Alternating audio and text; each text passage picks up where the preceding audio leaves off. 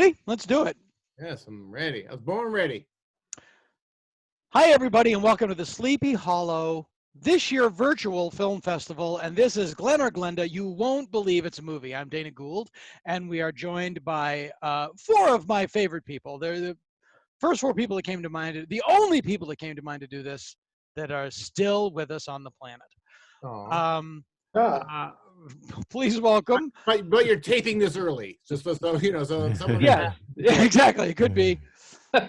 See him when. Dedicated to Larry Karaszweski. Yeah, here in fond remembrance. Larry didn't look at films and say, why did they make this? He looked at films that weren't made and said, let's make this.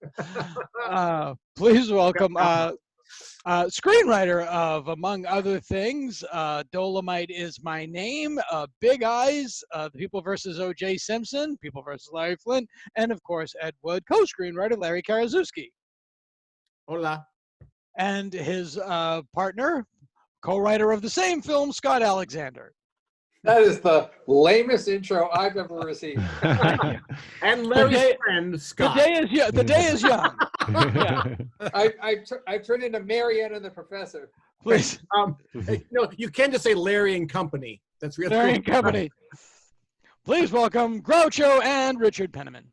Or George Penniman. George Penniman. Wow. Hello. Richard Penniman, I think you're thinking of. And also from Mystery Science Theater and now the Mads, Frank Conniff and Trace Beaulieu. Say hello, gentlemen. Hey, hi. Great to everybody. be here. And I couldn't be here without Clonopin. No, I'm kidding. So there's a great scene in Ed Wood. There's many great scenes in Ed Wood, but there's one where he's filming Plan 9 from Outer Space. He's really stressed out by J. Edward Reynolds and the Baptist churchman. And to calm down, he goes into his dressing room, comes out dressed in drag to resume directing. And G.D. Spradlin goes, "Mr. Wood, you shame our Lord!" And what's interesting is, nowadays, if he came out and that was the guy's reaction, the guy would get fired. Yeah. Progress. Yeah, it is. It's progress, but it's different, and it changes this movie specifically. It changes this movie specifically. And I wanted to know. I know, Frank, you encountered this when you guys did a riff on Glen or Glenda, correct? That people were like, "Can I watch this?" Yeah, people were worried about us, doing cheap jokes about transgender and transvestite, and believe me, we're very capable of doing really cheap jokes about anything. I recall. But we, in this case, we didn't go there, and we came from our riffing of this movie more from a place of, this movie is so batshit and so much fun, and it also should be celebrated for how ahead of its time it is, and how for a movie made in, I think, 1953 to be so compassionate about an alternate kind of sexuality is really something to be happy about. And So you're saying it's a really unfunny episode, is what you're saying. It's really. I'm sorry, gang. Let's talk about the issues today. It was appreciate-hilarious. A very special episode, I think, where you took on the issues of the day. I had a similar. I don't want to eat this whole. No, you're next up. I had a similar thing where, Scott and I, we were so buried in. Now, Scott is your partner? Yes, Scott's my partner. Why am I the one sitting in an office at a computer? You're the only one actually working. No, so when Scott and I were making Ed Wood, we were so buried in all the Ed Wood stuff that after Ed Wood was over and after release was over, we barely looked back. And so I had not seen Glen or Glenda for 20 years. And I was doing a screening of Dolomite Is My Name in my hometown, And for some reason, the guy who programs it at the theater in Notre Dame said, "Oh, I hear there's a new 4K of Glen or Glenda. Can we run that afterwards?" And I was like, "Great! I haven't seen it in 20 years. I really want to see how it is." And I watched it, and precisely what you said was that it's what used to be looked at as ha ha ha, it's getting dressed as a lady. It's not at all that anymore. It's actually an experimental film about like a real, and it's like so compassionate, so much more compassionate than anything that would get made today. That's really a plea for understanding, and I mean it's really it's pretty gosh darn amazing. Yeah. Yeah, it doesn't seem exploitive now, and Frank and I think have seen this 50 times now. It doesn't seem exploitive now, and it doesn't feel like those are laugh moments anymore. It's just like almost documentary. Yeah, and I think that like anybody that approaches it comedically, you know, one of the things that as culture evolves and things that used to be funny aren't funny. You mean like Laurel and Hardy? Yeah.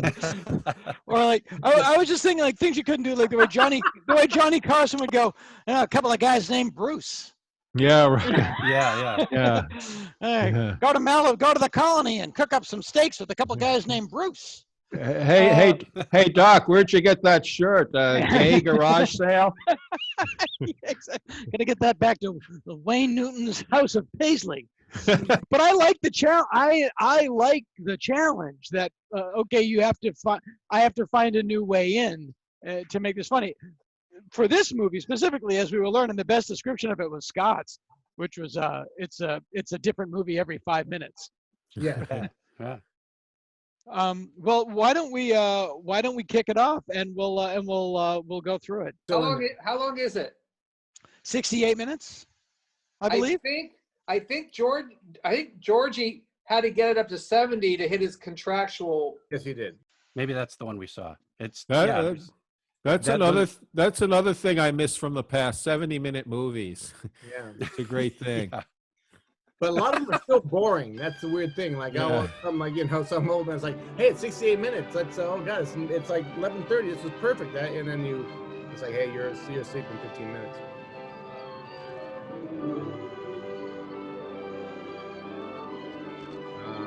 Georgie Weiss. He was, you know, whatever. He was a low-budget filmmaker extraordinaire. I mean, he made exploitation movies. He made movies about, like, you know. Hey, shut up! I'm trying to watch a movie. he made movies like Chainsaw Girls. Exactly, and also just like more just. There was a big thing where like there was a movie called Mom and Dad that went to a bunch of places, and it was sort of a medical film about childbirth, but it really was an excuse to show like a naked woman giving birth a little bit. And it was a kind of way to getting around the legal censorship thing by pretending that you were taking on a real important health issue. That actually should be the end of every porn movie, is a woman giving birth, just to give it like a full story. Exactly. Wait, we actually just missed a piece of trivia, which is that Ed is not billed as an actor. No. Either as Ed or as Daniel Davis. Oh, really? That's interesting. You were talking and talking. Yeah. And also Dolores Fuller, who, as we all know, wrote the song "Do the Clam" from the Elvis Presley movie Clam Bake, Sure. which is the second best film ever made about a clam bake. The first one being? Well, I don't know. The joke falls apart at that point. Exactly, yeah. I haven't seen that many clams since Elkie Summer's hot tub party. Now, if Bela Lugosi is God, I like that God just sits in a chair with a blanket over it.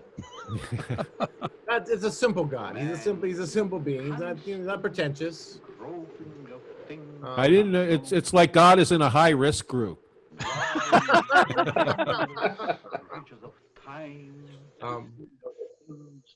Brings to light, drawing from the endless reaches of time, brings to light many startling things. Is that supposed to be a Bible? I never thought of it that way. I think it's a story of mankind, kind of. It's like, Okay. I mean, here's the thing. Like, I know novel. what Ed loved about what Bella did here. I mean, Bella was very reluctant to be in this movie, and it was like his wife at the time. They needed money really badly, so they basically came to Ed and said, "Look, if you're offering 500, if you give us 1,000, he'll sign on to do it." He really just had no desire to do it, and so was that Hope Lugosi his last one? not Lillian, I think. Am I okay. wrong? Maybe at that point, and. So Bella agreed to do it, but what Ed loved about Bella was that Bella took everything immensely seriously. He was not quote unquote phoning it in because it was an exploitation movie. He was actually, he actually was going all the way with this, and he actually kind of loved it and got into the character and really took everything very serious. Yeah, no, this is actually a real chemical that he's making right now. It tastes like orangeade, but it's chemical. called a Manhattan. You guys left the wife out of the movie, right? Yes. Yeah, all 5 of them. Yeah. And we left, like, Ed Wood had a kind of a serious creative partner at the time. Scott? What's his name? Alex Gordon. Alex Gordon is really the forgotten. Alex and Richard Gordon were 2 film crazy young British brothers, and they came over here to break into low budget movies. And Alex and Ed were partners, and they had an office together, but Alex and Ed sort of would cancel each other out in our storytelling. So, yeah. Sorry, Alex, you're not in the movie. So we really it'd be very interesting. Get rid of anyone who wasn't Ed Wood or Bela Lugosi. It's kind of, we wanted Bella to be alone, so Ed would take care of Bella, and we didn't want Ed hanging around another friend. But it is kind of outrageous. I mean, Alex Gordon, I think, might have even introduced Bella to Ed. I mean, if Alex Gordon's not around anymore, but if I was Alex Gordon and I heard they were making an Ed Wood movie about Ed and Bella, and I'm not in it, I'd be like fucking furious. Yeah, I think Alex and Ed during this period had an office above the Vista Theater. Yes. Yeah, it was right at Sunset, where Sunset and Hollywood meet. Yeah. Otherwise known to me as the place above the Good Luck Bar, or the old former Good Luck Bar, And the vacuum cleaner store. Yes, yes. That's true. Well, Did Alex Gordon have something to do with AIP? Did he actually went on to like more of a real career, I think, but I could be wrong. He's so big in this scene. And also the other thing I want to say about this stuff is that I was watching The Magnificent Ambersons the other day, and I know that instantly will make anyone laugh that I'm talking about Magnificent Ambersons over this. And I had a kind of an epiphany that Ed was such an Orson Welles freak, and watching Magnificent Ambersons, there are several sequences where Orson Welles is a voice of God narrator and talks about the reshaping of the town and how times have changed, what the people were doing. And when I was watching, I'd never made this connection, but I'm watching The Magnificent Ambersons. I'm like, wait a second. Ed was trying to do Orson here. He was trying to do Bella as this voice of God, this incredible narrator, kind of introducing you. This is what the world is. This is what it is. And so, right. It was kind of. I thought it was kind of. If you ever see Magnificent Ambersons again, you're going to think of Glen or Glenda. Also, he didn't Ed Wood, in tribute to the Magnificent Ambersons, have the last reel of this film ruined?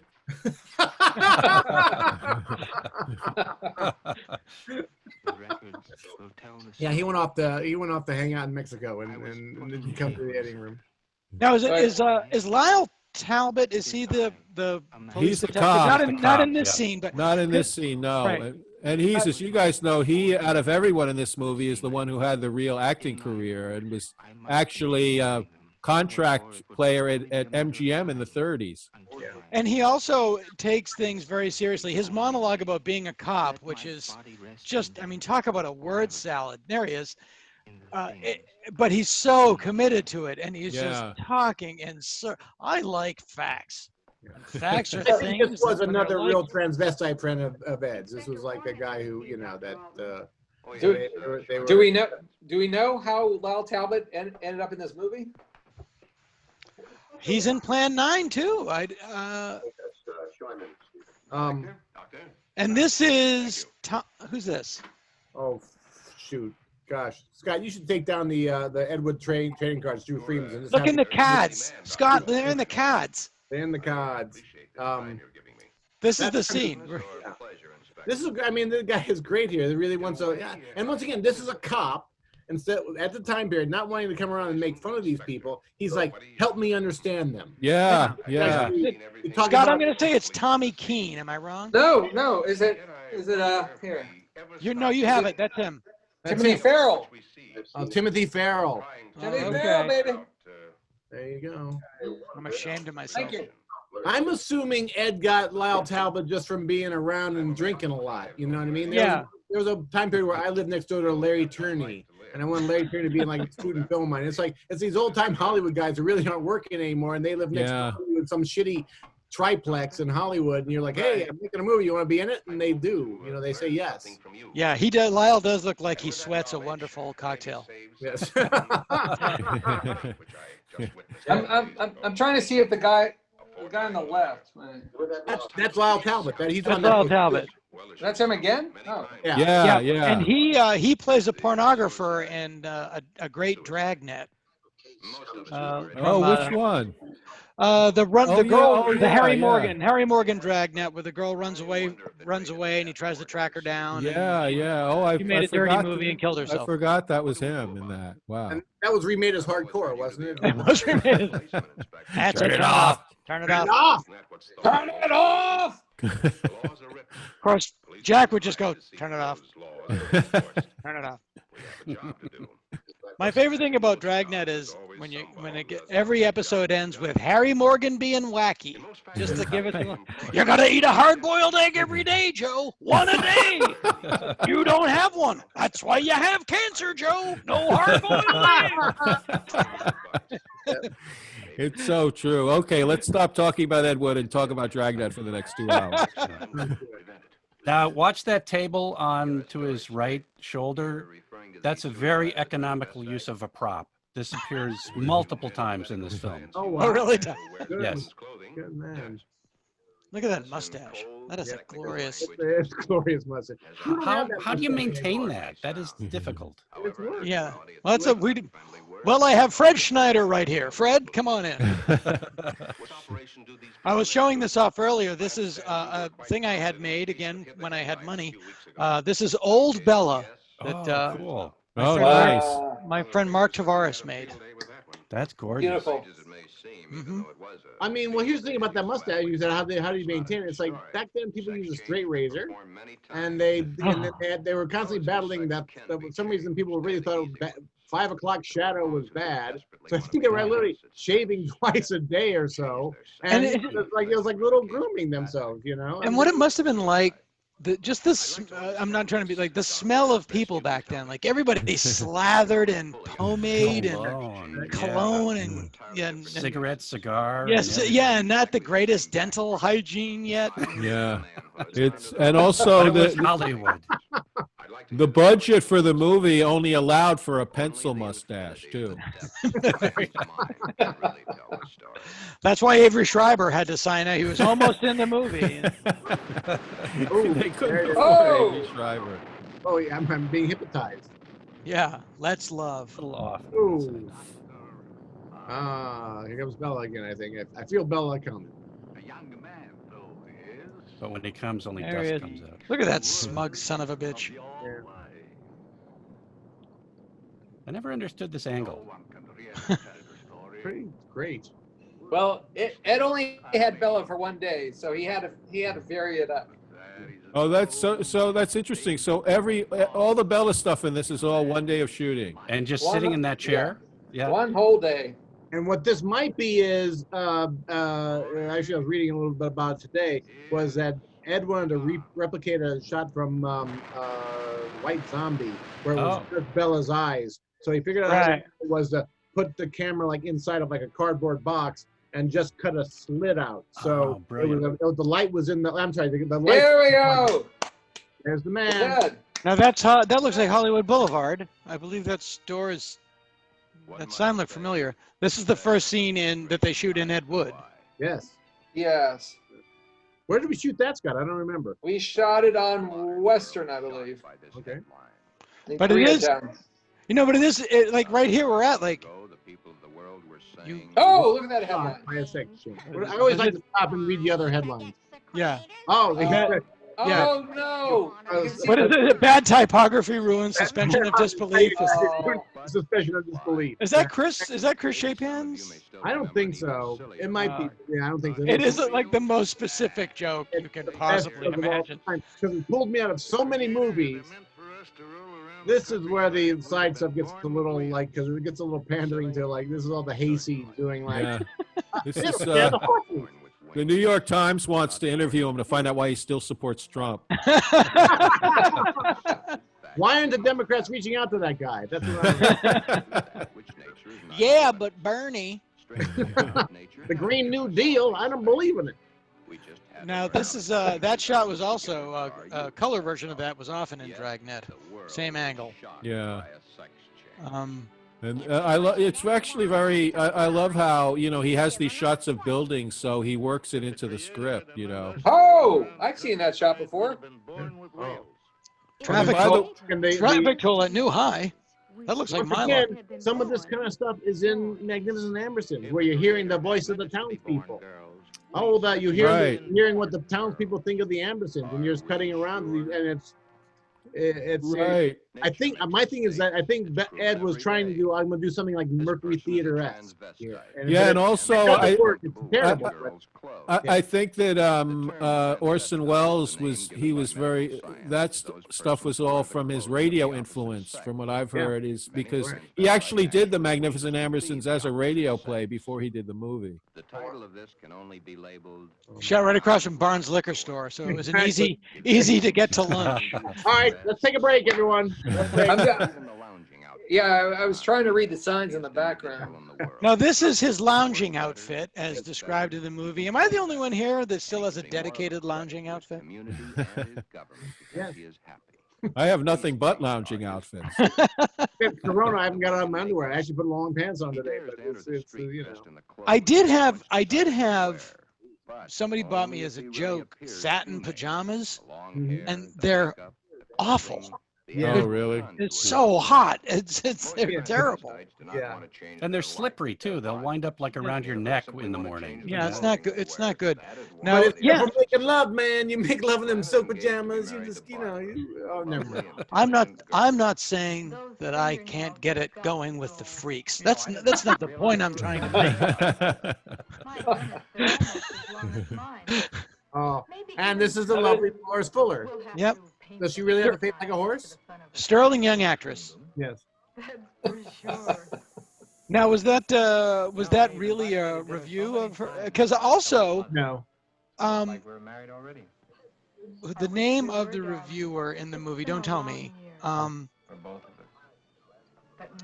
Oh, I forget it. But it's also the name of a horror movie character. Crowley. Yeah. Victor Crowley. Victor Crowley. If you Google Victor, there's a IMDb that Victor Crowley is the name of a horror movie from like the. Well, let me see. Why there must have been some reason why we did it. We actually didn't we? No. Didn't we make up the name? And then a guy, like 15 years ago, started making a series of low-budget slasher. Yes. Called the Victor Crowley Murders. Yeah. But he's taking our name. Yes. Okay, that's what it was. Yeah. But I thought it was really funny. I was really confused when I first saw this. Jonah Ray is in one of those movies, I think. Wow. And actually, I take it back. Jonah Ray should also be in here.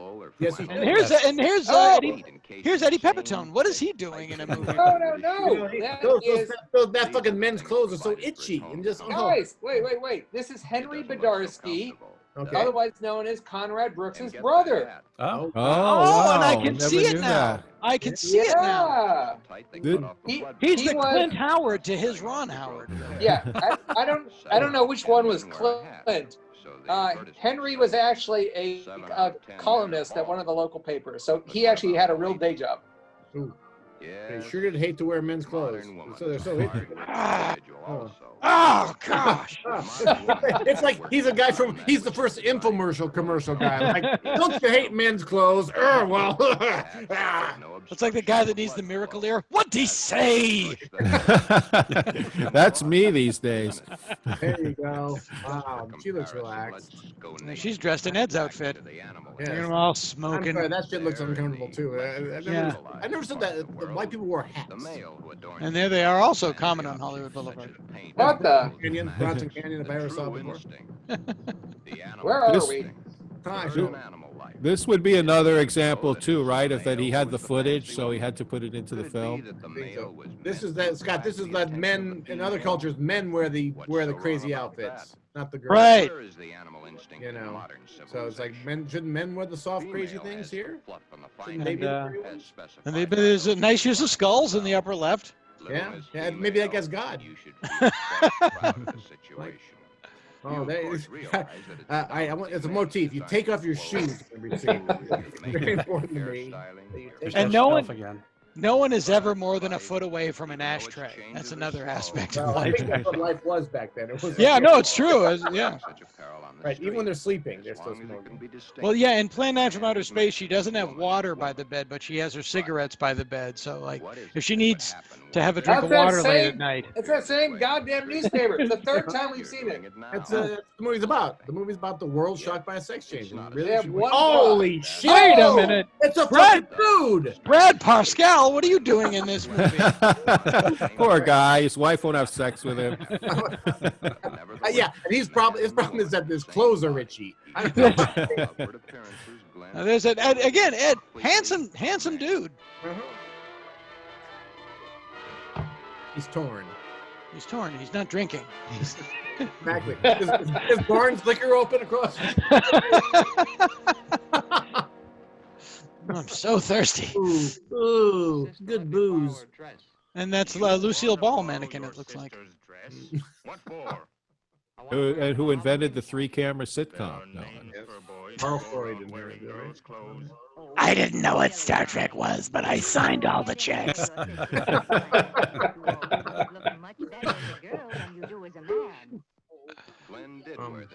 It's a What are we long looking shot. at? I think we're. Is this More stock voiceover. footage? I don't know. It's I think there. Ooh, There you go. Okay. all right. Hey, tolerance. But also, again, you do have to really sit back in awe of just like his unabashed honesty about who he was Yeah, in absolutely. 1953. Yeah. exactly. You know, it's And I don't think truly. the movie played as Bookshelf. comedy back then. I actually think it was only comedy once it got a little later, like in the 70s. That's really where it became like funny. I don't know if people were really laughing. People weren't seeing it back then. They just thought it was like, whatever. It was torn from the day's headlines and it wasn't very good. But Right. it wasn't, I don't think they were laughing, chuckling at it. They were like, whoa, what the hell is that? And the real headline was George, later Christina Jorgensen, and the headline was I think it was a former GI becomes blonde bombshell. No. Yeah, the Yeah. Christine Jorgensen story was a sensation when it happened. Whenever that was. Well, that's what It was really sensational. they wanted this to be. Georgie Weiss wanted to make the Christina Jorgensen story because he wanted to capitalize on the headlines, and she decided she didn't want to be a part of an exploitation movie. That bitch was asking for the sky. But then there was a Christine Exactly. Jorgensen story later, though, wasn't there? Yes, there was. Was that with George Hamilton? Oh, I don't remember I who don't was think in so. I it. think it was still like a strange independent kind of movie. Yeah, I think in the early '70s, maybe too. Yeah. Persons who desperately wish to wear the clothing of the opposite sex. This is my vote for a really strange transvestite picture. There's always been a rumor that Mae West was a man. Whoa! Hey! Have you ever heard about it? But there's a movie actually called. She's not named Mae West in this. She's Dinah East. So you can't possibly be confused by that. Who knows how? And so it's about a Hollywood person who basically acts as a woman. So, It's sort of like Imitation of Life, the gender version. yes, correct. A superstar actress is really a man. Hollywood's strangest story. every one of my sweaters stretched There out is, of of course, shape. Of course, White they Eisenhower. always replace them. But then, they didn't last long either. I'm Judge Stern Prickman. You know, he's on Trump's Supreme Court list. One of my favorite kinds of jokes is just the straight line, straight to the joke. And this is apropos of nothing, but I was thinking the other day, it made me laugh. George Meyer is one of the giants of that writer's room. They were in court, and Homer said, "Could I call a surprise witness?" And the judge went, "Well, it's a little unusual, so no."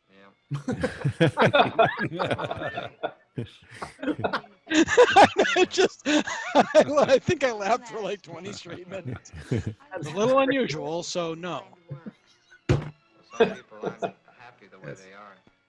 You know, there are many setups that are identical to the setups in the movie Ed Wood. I mean, yeah, that was no. It's funny because you said like the first art director was trying to make it look like a Tim Burton movie, and he was like, "No, I don't want it to look like a Tim Burton." Yeah. Yeah, but I mean, the number of hours Stefan spent lighting this scene to make Sarah Jessica and Johnny look just like these two characters on the world's cheapest set.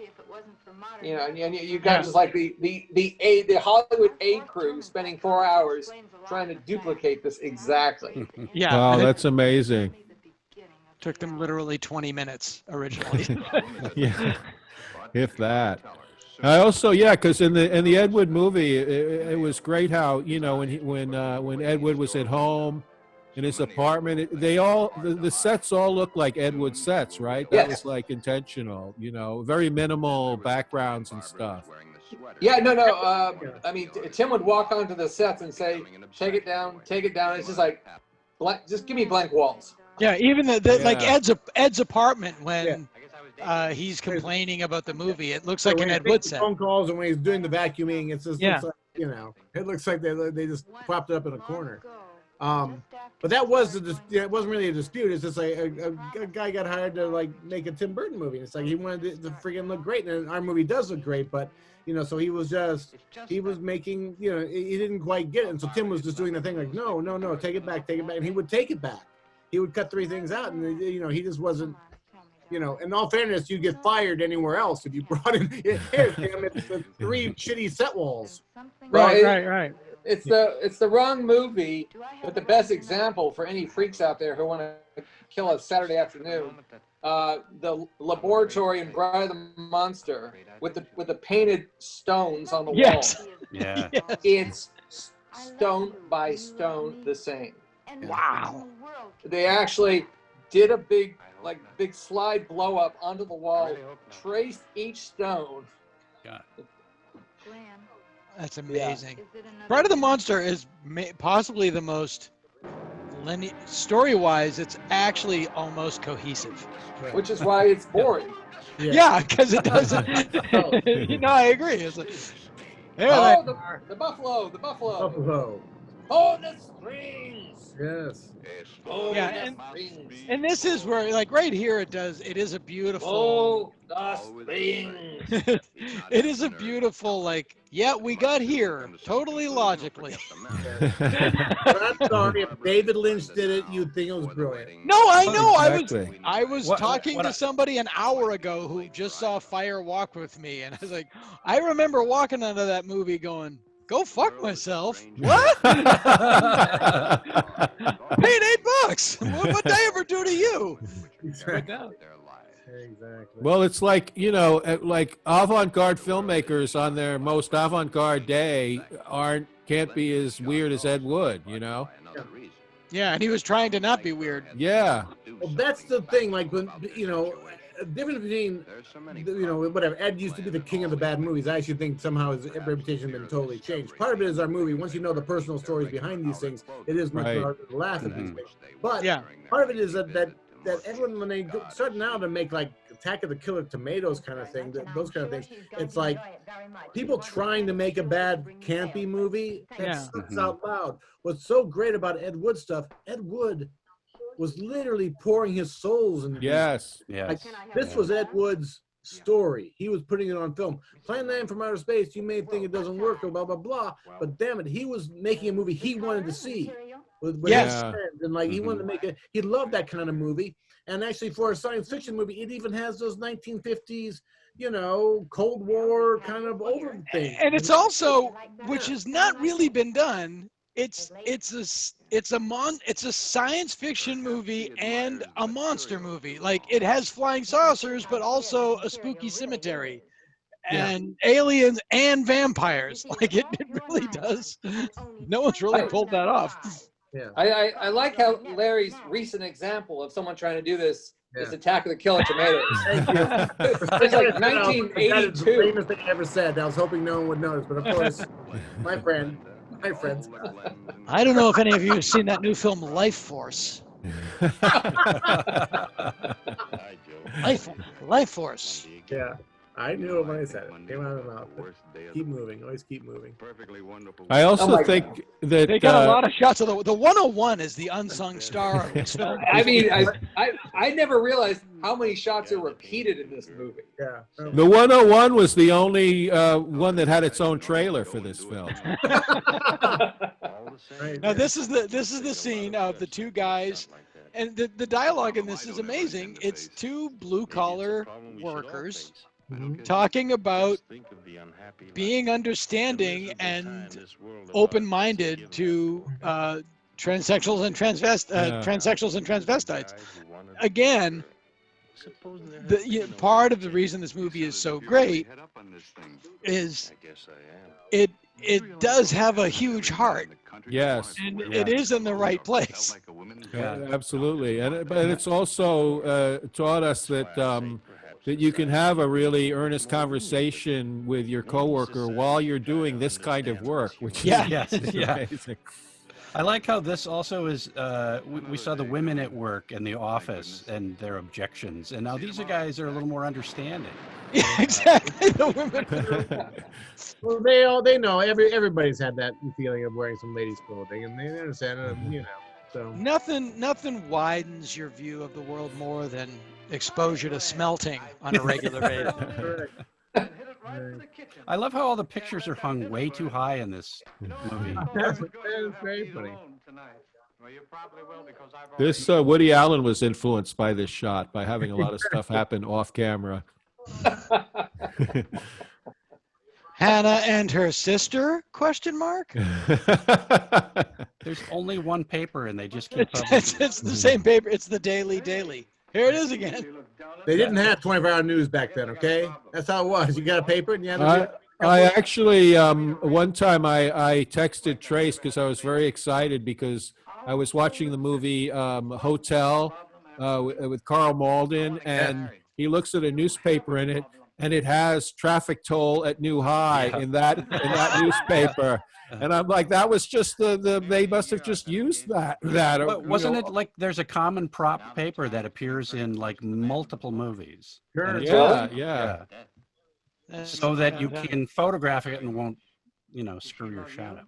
All right, I'm going to talk for 1 second about Magnificent Ambersons one more time, but it has nothing to do with this. Oh, jeez, this is the other great thing I discovered during Magnificent Ambersons. There's a scene where Joseph Cotton, who's doing the automobile, he's reading a headline about the automobile problems, and he's reading this headline, and they cut to the newspaper, and I was like, what the hell? And I freeze framed the newspaper, and it's like a brand new Criterion thing, and sure enough, on the left-hand top corner, is like on the Night on the Town, is the byline is by Jed Leland.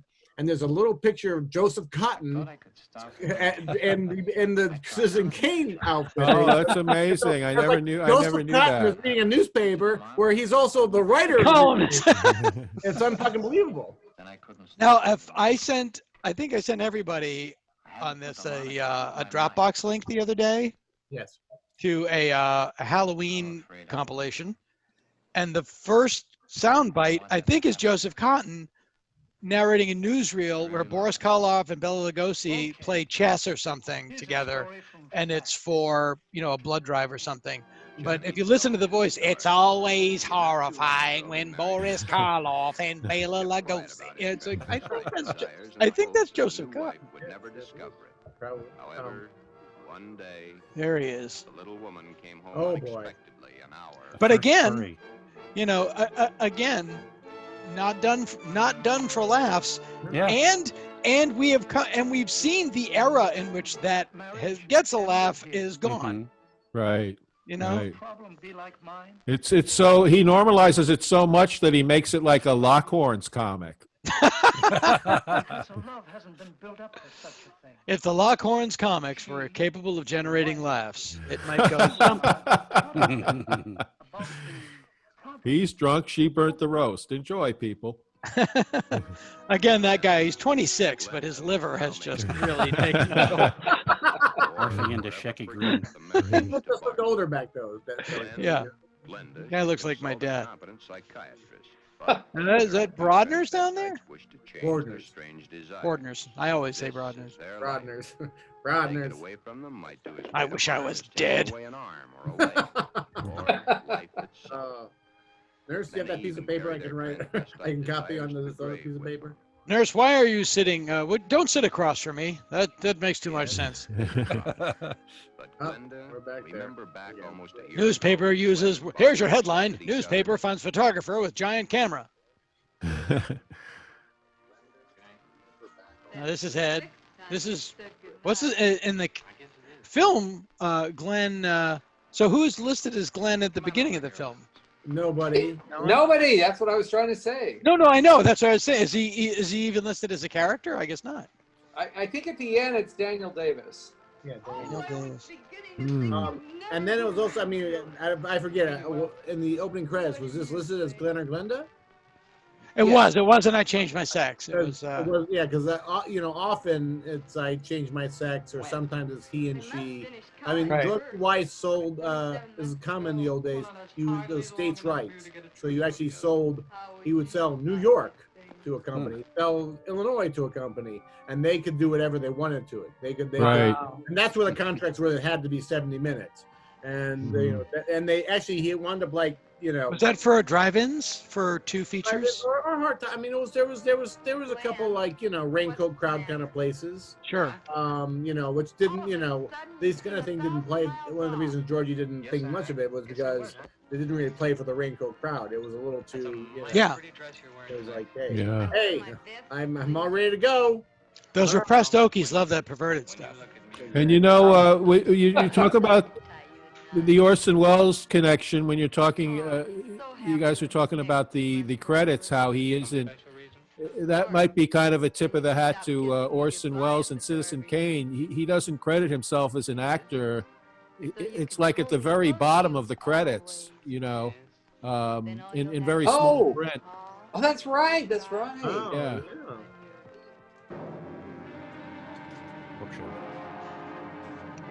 There's Brodner's.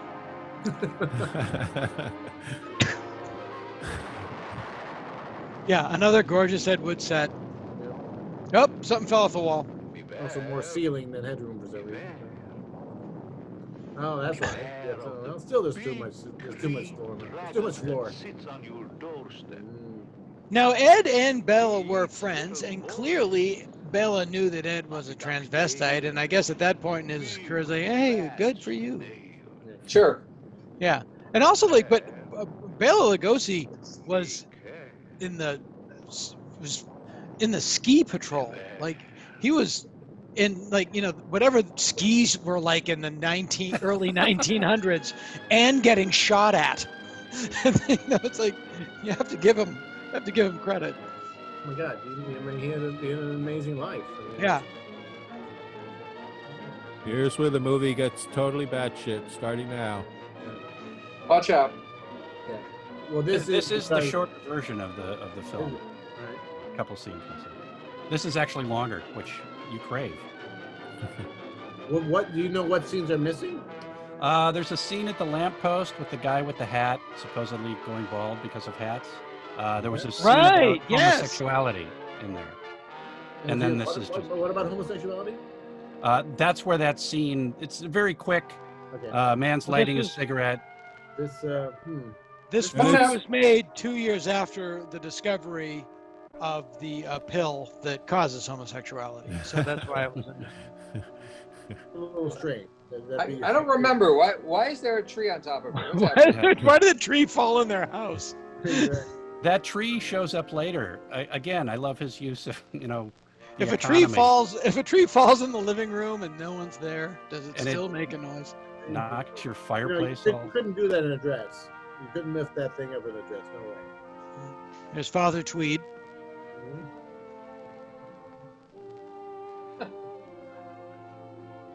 It's a lavish church. I hate when churches spend that much on decoration.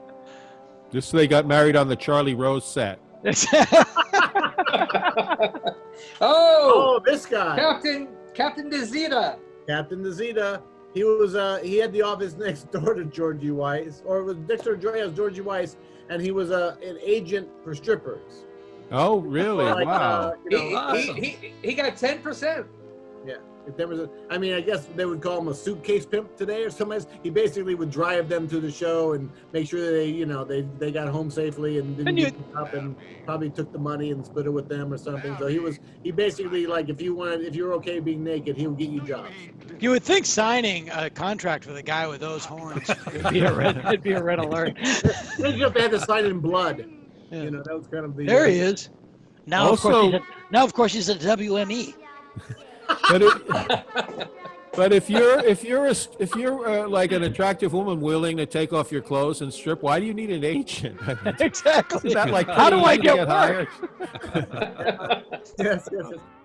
They didn't have internet. They didn't have OnlyFans back there, guys. I hate to break it to you. I remember this. It was so weird that you say that. Remember the Madonna book Sex? Sure. Yes. Okay.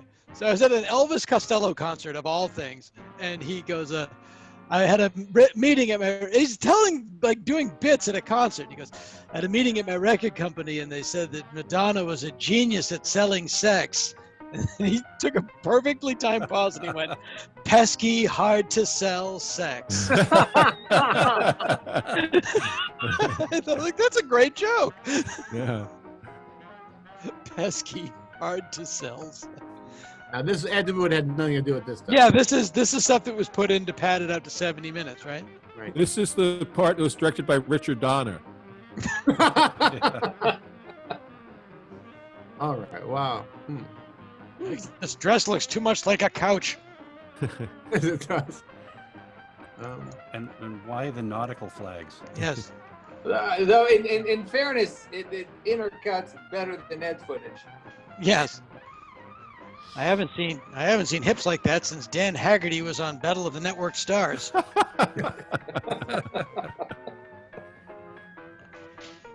Yeah. Wow, they must have used every frame of Lugosi they had. It's about being body positive. Body positive here. Yep. Mm-hmm. So that's a man? When my oldest two daughters were little, they did junior derby dolls, which they don't do anymore here in LA. But they were in roller very derby. interesting. You bring up your two daughters when they're. I'll tell you where I'm getting there. But the reason I thought it was hilarious and great, and they really liked to roller skate, but it was so body positive. The roller derby was so, and they were in third and fourth grade, but it was just like, whatever you look like, you are here. Come on in. Right. I thought it was really healthy and really great. Right. Sorry they didn't keep going. But that the in all fairness, roller derby women were always pretty body positive. It was kind of, they were kind of trucker women, kind of. Yeah. Kansas City Bomber notwithstanding. Yeah. Or bring whatever that Drew Barrymore movie was. Oh, I like to Whip It. Yeah. Which is, by the way, a good film. She directed that movie. I like that movie. I didn't understand. Directed, people went down on that. Then went down on that movie. That's terrible. Yeah. They ate that movie up. So I guess we know no Jewish women saw it. Gadget Man Stan Can is coming up. Wow.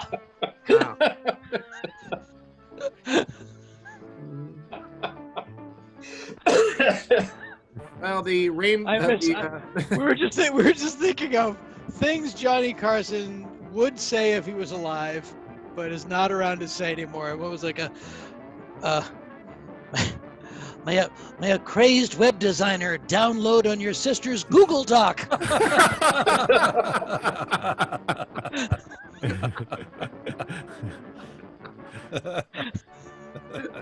So many. You never get to say Kardashian. Send that over to the Kardashians. There he is again. Yeah, that last shot of Bella is clearly him waiting for a cue. Oh, that's right. That is sure. That's right.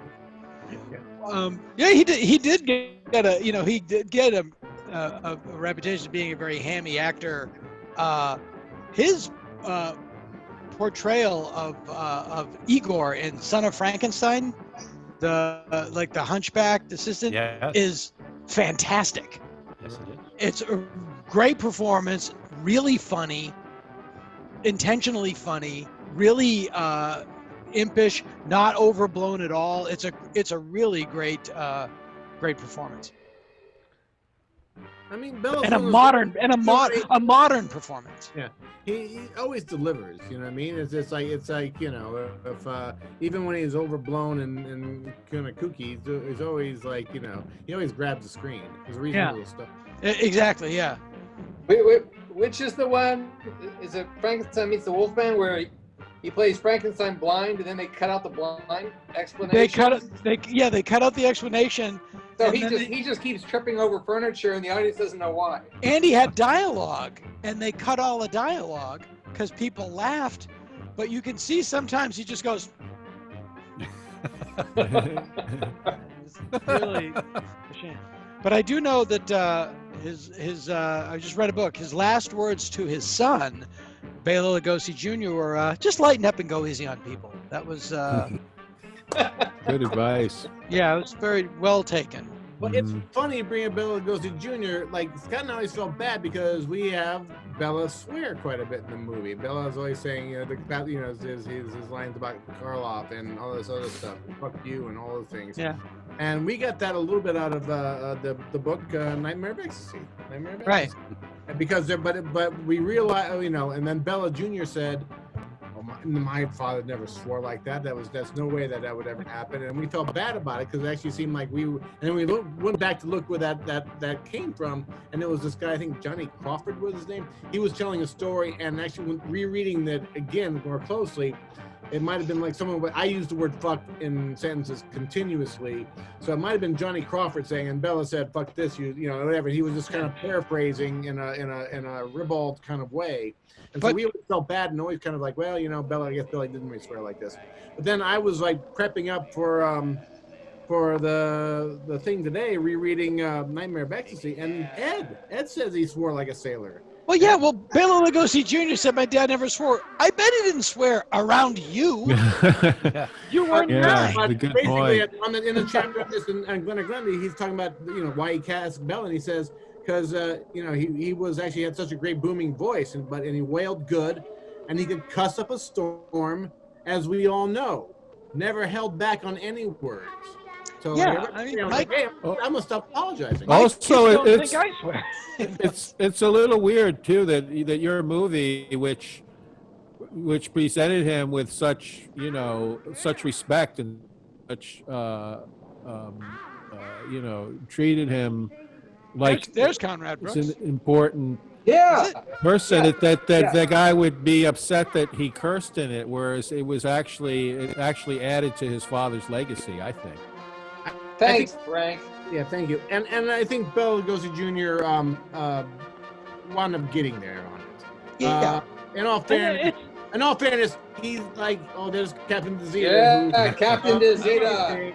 Amazing. And just to. All right, Captain, I'll pay the girls. Don't worry. Don't break my leg. But also, it's a big ask to watch somebody. Like, to watch your dad be played by anybody, it's like, the real story. There's no way a movie can be the real story. It's going to take anybody a while to get there on anything. But I think it's more than that. I think it's that Bela had this gigantic career. He was, you know, a great Hungarian actor. He was, you know, he did Dracula. He did all those things.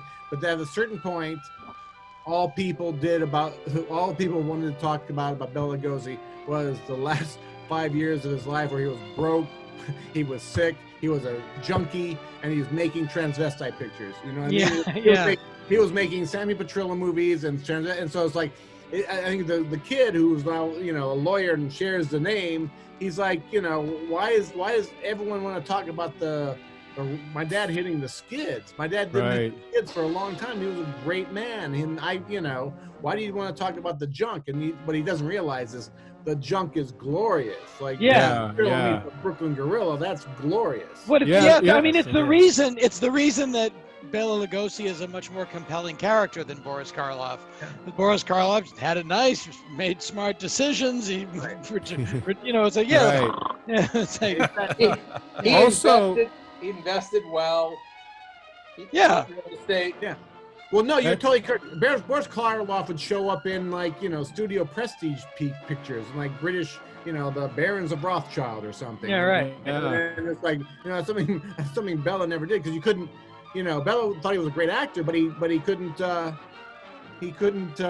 know, you couldn't cast him as anything else. Yeah, Also, he's in the Notchka, right? Even if you know that he's in the Sammy Petrillo movie, how iconic do you have to be to have your name in the title of the movie? Yeah. Yes. True. No, it's really true, and it's just one of those things. It's you know, the story that's full of human frailty is always the one that's the most compelling. Right. Have you read that book? Now you brought that up. Is there anyone else whose name is in the title of a movie?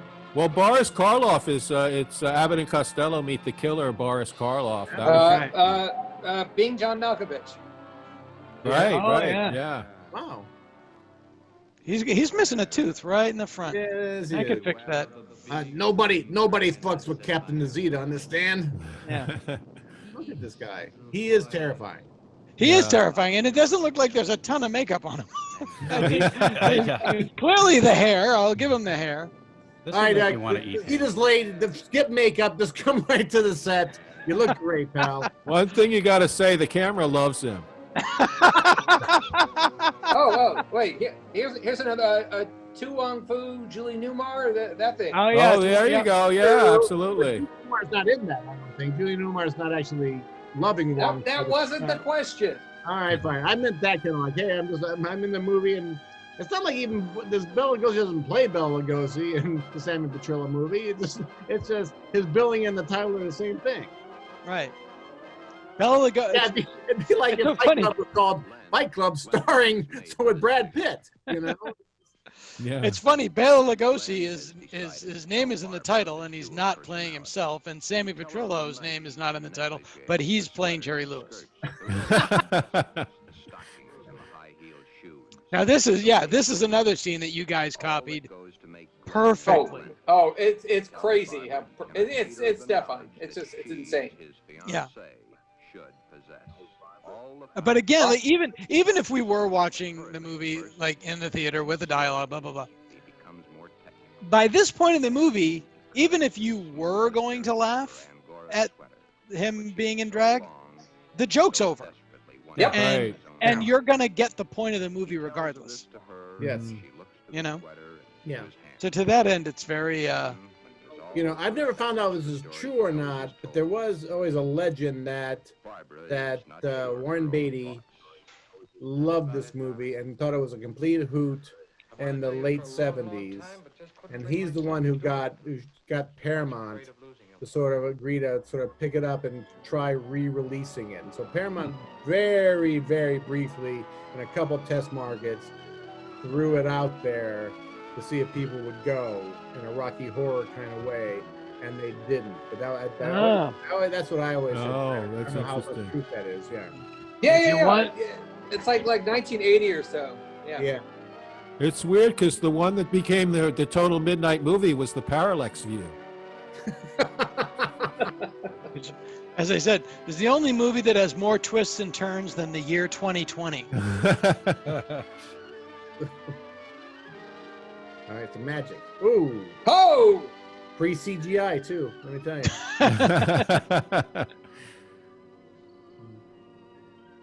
I need to write a song about shellfish. It's basically, how do I get out of this? How do I get off this picture? Write me Elvis! off this picture. Elvis! It's funny too when you think about that. All of this is supposed to be what the psychiatrist is telling Lyle Talbot. You know? Yeah, the whole movie is a flashback to a conversation. I gotta wrap this up, you know. It's like, seems like a rather long, boring story. It's like I always feel that way about particularly the movie like is Broadway Danny Rose. I feel like everyone at the table would be like, "All right, can someone else talk for a bit?" Come on. A rather boring story about that interesting kind of guy. It's like, yeah, here we are. The whole movie is like a Nicholas Baker novel. It's like, yeah, it's just a 3-minute conversation. However, I'll get to that in a moment. First, you must realize that each transvestite the world over has his Jonah Ray, again, who should be here and is not, and it's my fault. He said like one of the things that he does about to keep Hollywood in perspective is he often drives by Bella's big house on Outpost and then the house that he was in at the end. Oh wow! He goes, I don't know the dresses, and I was like, yeah, okay, all right. I live a stone's throw away from Bella's. There actually used to be a plaque outside that said called it like Casa Lugosi. Really? Someone moved in and took it away. Oh no! They took down the plaque. The plaque. Oh, If you bought a house and it was like, Basil Rathbone's resting place. You're like, hey, why is life is here? Why am I having Dana Gould drive by and take pictures? yeah, I was gonna say. You'd never catch me buying an actor's house. Putting up an ape statue and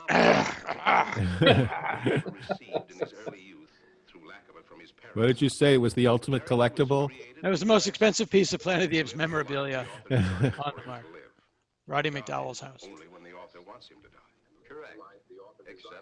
And it was very sweet because towards the end of his life, he gave a lot of his possessions to his friends. And he was like, I'm going to die. Here's a Planet of the Apes trash can. And Roddy would have benefits for the Screen Actors Guild retirement home at the house. And we had we continued the tradition.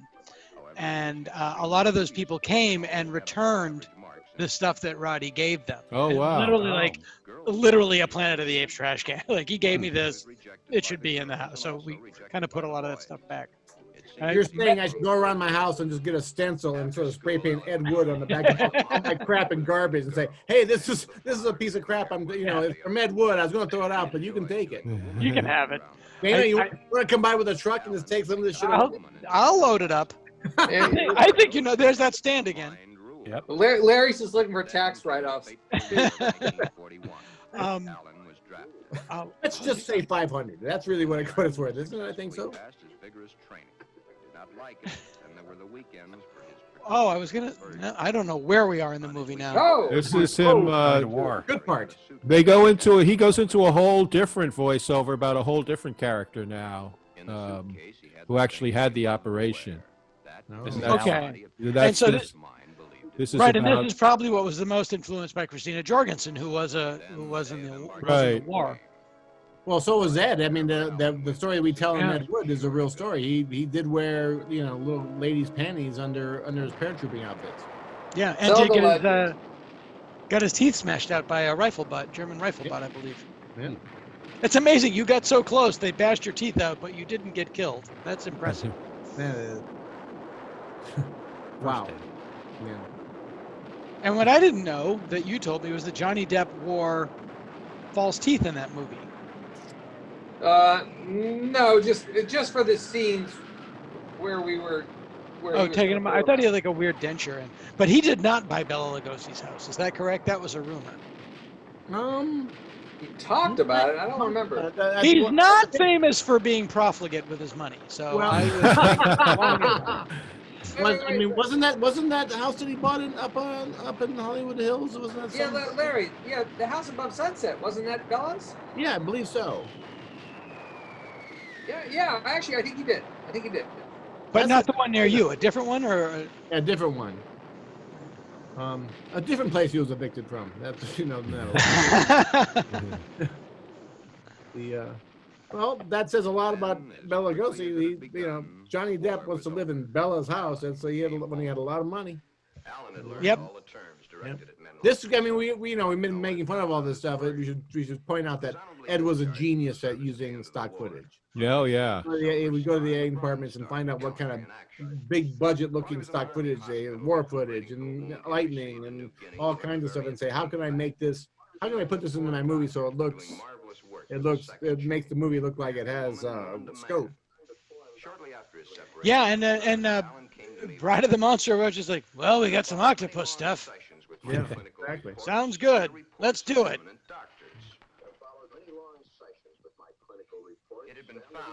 Lyle Talbot, still listening. Yeah. What's so funny is that station where we slow down. Oh, look at this. Oh, a new set.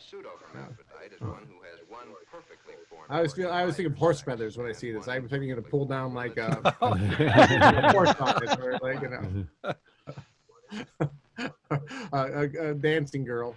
Oh, the little calendar that Harpo keeps flipping. It's so funny because we Frank and I were talking about this, that, again, on the subject of like transvestism being funny, the first star of television, Milton Berle, yes, his whole career, he dressed up like a lady, and it was hilarious. Yeah. You know what made it really funny? He had a big fucking cock. He could dress as a girl because his cock was gigantic. It's really a shame that Milton Berle wasn't around for big screen TVs, because that would have been. Yeah, exactly. But that's why B. Arthur was funny when she dressed up like a woman. And she had a big B. Arthur, Forrest Tucker, and Milton Berle. B. I only take out enough to win Arthur. Wow, that was genius. I'm sorry, Frank.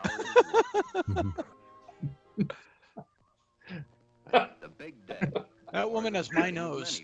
This is unsettling. I never know when it's before or after. That's really bad. The operation seems to be going well. Day after day, week after week, month after month. And even then, I like we're actually like it. It's intense. It is. Yeah. Well, surgery's creepy. It sure is. Yeah, you know better than Yeah. Oh. Frank had open heart surgery. That was a year ago now. Yeah, Over a year ago. Oh my God! Right, and it was. They did it in a dark set like this. It was really scary. And Alan Alda came in to say that war was wrong. Ooh. That doctor seems to have a tattoo. That was last August, a year ago. A year ago, like June, I think. Oh, okay. Yeah. In fact, the Tarrytown Festival. It was like one of the first things you did. Yeah. That was like the first thing. I did. That was like an actual thing that I did after my surgery. We're gonna get you that money too. Yeah, and you lost like what, 60 pounds and kept it was the stupidest diet ever. Just have major surgery and then not have an appetite for several months. Well, that'll do it. Yeah. Putting the dye in the diet. Right. Exactly. When Frank and I first met, we would. I forgot about this scene. Oh, who is that? Of course, that's Tucker Carlson meeting Bela Lugosi. I don't like people of color or women. Go away. There There you go. you go. And if we can only do that to Tucker. I know. Well, soon. Yep. What could go wrong? Exactly. Ooh. Oh, Oh, that's the lady. That's the lady. Oh, okay. Oh. That's Elizabeth Warren. I have a plan for my new sexuality. Did he keep a receipt? I got and the light just caught her. Oh, You light's said not on. 2 weeks to come back if I have any more changes, little changes I want to make, right? Yes, exactly. Young lady that modern medicine and science has created almost. She also has an old-timey toothache, which is interesting. That Hey, was a B it's a story they left newspaper. out. Well, she's the sex change of the old shock by, I believe, isn't she? Oh, yes, yes. It all If only comes, they- all comes together. I hope that hat can No, breathe. I'm a cop. You could have just got to that part. You didn't have to go to Captain Gazeta and all these other stories. Seems a lot of tangents you had here. You could have just told me about her. She does look a little like Elizabeth Warren, and God love her. Yeah. Lyle Talbot in his scene in Plan 9, which, by the way, is the same scene as in Ed Wood. It's just him at a table on the left talking endlessly to another guy. Why would you change what works? He's in the he's in the Pentagon. He's smoking. He's got a he's just like sweating booze. Yeah, yes, I landed. This is her trying to learn how to be a woman. how Right. To walk like a woman. So she's what, 132nd Indian? That's Oh, enough. there's the tree again that Trace Yeah, was talking about. The Oh, living wow. room tree. Be careful. Oh everyone. yeah, you're right. That's a very unstable tree. And funny thing that is the tribe of Indian that she came from, because we just mentioned Forrest Tucker. She is Hakawi, which is interesting. Thus, this case, which has a happy ending, is due entirely to the corrections made by medical science. You can't do that. I mean, you can't have your tribe of Native Americans played by old Italian and Jewish men anymore. Yeah, We come, boy. We've been out here on the plain. Hey, then we came here. Mel does it in Blazing Saddles pretty well. God, has anyone seen F Troop in a million years? I love F Troop. Yeah, I lived for F Troop. yeah. Well, when I was a kid, I loved it. I loved it when I was a kid. You're scaring me now. Maybe I have to go buy a box set so when it gets canceled. Well, it was canceled a long time ago. I don't know. I don't have to worry about it being brought back, but they're being funny. The great thing about F Troop is a lot of the kids nowadays, the young kids, don't realize Ken Berry did something before Mayberry RFD. So that's always, that always blows their mind. A new challenge to the psychoanalysis. Glen's body holds only one sex. Now, but Glen's not going to have the surgery. No, Right, He's comfortable. He's happy. That's the thing. Glen knows who he is. Well, that's the thing though about the movie that is dated. Wait a minute. He looks very familiar. Is that the devil? Oh wow, maybe. Oh, that might be the devil. Yeah, I never thought of that before. Or is he the banker, which only shows up in the credits? Look at his tooth. Does he have a tooth? That's not Captain Gazeta. No way. No. I mean, he's wearing red makeup and has horns. And, But Not Captain Gazeta, but an incredible simulation. The thing is his brother. this is the part of the movie that is dated in that the whole thing is about how to cure his transvestism. Right. And there's a lot of like really batshit psychiatry that's expressed in this, But I think Ed Wood had to he had to have that kind of a plot line for the times, I think. Well, I think that's just your Scientology bias against psychiatry that you're actually bringing up in the middle of all this. So, to quote the very funny comedian Guy Branum, if you can pray away the gay, can you also gay away the prey?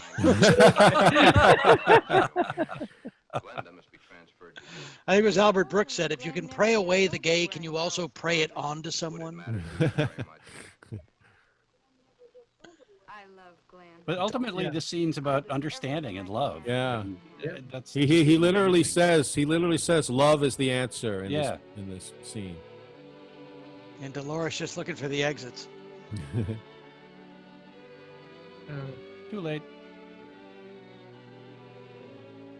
yes, only 68 minutes. You're missing the bigger film. Trace, you should say your line here that you do in our riff. Oh, ironically, his car is a convertible. Nice. Well done. Glenda begins to disappear forever from Glen. Glen has Who shrouds their paintings anymore? No one does that. No. Wait, why do you do that at all? If They you really also- had courage, you'd change that wallpaper, huh? The narrator also here says that she's like a mother to him now. Yes. So she's like he's creepier than ever actually now. Yeah, Ed has found his new mother. Yeah. We overshot our goal. Yeah. Oh, you had it. Yeah. Look at right down the barrel. This Pure is like sex. the end of Norman, Is That You? What's this? Why? Why that? I know. The original title of this was The World's Most Used Newspaper. And it's very clean. Now, is that a smoking? Because it looks a little like his jacket, his coat from Plan 9, which Forrest Ackerman had. That was a tracking shot, which is unusual with Ed. Yeah. He actually Fairly moved the smooth. camera. Fairly smooth. Forrest Ackerman had Ed Woods, had Bela Lugosi's cape from Plan 9, and a ring. Yeah. And so I am assuming now that Peter Jackson probably owns them because Peter Jackson came and scooped up all that stuff. But saved it. Because it was getting No, it's all in New right? Zealand. Yeah, it's in Yeah. New Zealand. I hope it's open to the public, but he literally has like airplane hangars full of stuff. Well, let's see if he's in the So- credits. Who is Connie Brooks? Daniel Davis. Who's the banker? There was no banker. I say this every time we watch that. Who was the banker? Chasing the stripper's lawyer, like all bankers do. Well, that was great, guys. Thank you very much for being a part of this. This was super Thanks cool. for As I said, having us. Yeah, it's Yeah. very fun. as I This said, is it a would be piece of history. It would be super fun and it would fly by. And I don't know if you know this, but you're now committed to do this every week. And next week, Fine with me. Night of the Lepus. Oh, wow. For those of you who watched through the film festival, thank you for being a part of it and taking part in the festival through this hopefully anomalous year. And we'll see you all again next year, Yeah. God willing, Question, Dana. back in Terrytown. Will this be shown anywhere else besides the film once the festival is over? Will this live on somewhere or no? I can absolutely. We can. We'll have a home.